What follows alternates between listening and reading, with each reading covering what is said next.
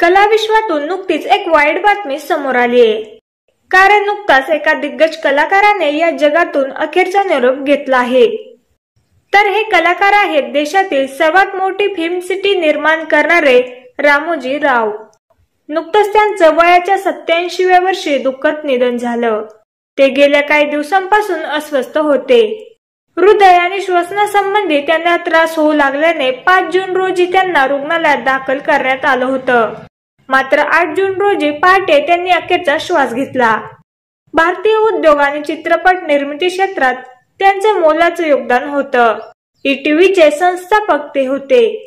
Ramoji film सिटीत एकाच वेळी जवळपास 50 ते 60 चित्रपटांचे शूटिंग होऊ शकते इतका मोठा त्यांचा पसार आहे।